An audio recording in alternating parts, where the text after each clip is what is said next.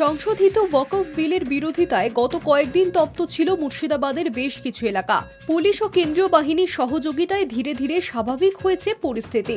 দোকানপাট খুলছে, বসছে বাজার, মানুষজনও রাস্তায় চলাচল শুরু করেছেন। গত কয়েকদিনের অশান্তির ছবি পাল্টাতে শুরু করেছে মুর্শিদাবাদ। চীনা ছন্দে ফিরছে জেলা। অশান্তির আবহে যাতে ভুয়ো এবং উস্কানিমূলক বার্তা ছড়াতে না পারে, সেই কারণেই জঙ্গিপুর পুলিশ জেলার একটা বড় অংশে ইন্টারনেট পরিষেবা বন্ধ ছিল।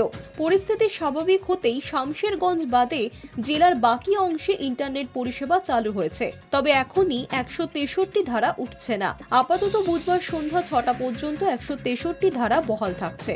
সংশোধিত ওয়াকফ আইনের প্রতিবাদে গত শুক্রবার থেকেই উত্তপ্ত হয়ে ওঠে মুর্শিদাবাদের একটা অংশ।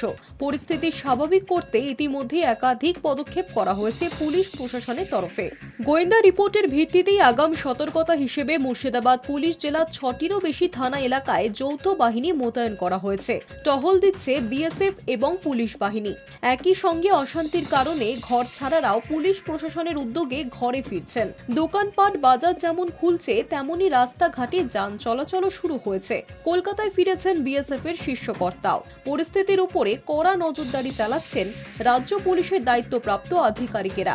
পুলিশ এবং স্থানীয় সূত্রে জানা গিয়েছে, জঙ্গিপুর পুলিশ জেলার সুতি এবং ধুলিয়ান এলাকা অনেকটাই স্বাভাবিক ছন্দে। নতুন করে হিংসার খবর না থাকায় শিথিল হয়েছে সরকারি বিধিনিষেধ। তবে শামশেরগঞ্জ থানা এলাকার বেশ কিছু জায়গায় অশান্তির আশঙ্কা থাকায় এখনো বন্ধ রাখা হয়েছে ইন্টারনেট পরিষেবা। অন্যদিকে ঘরছাড়ারা আবার নিজের ঘরে ফিরছেন। আগামী শুক্রবারের মধ্যে এই সমস্ত ঘরছাড়াকে ফিরিয়ে আনা হবে বলে জানানো হয়েছে। Hi news network.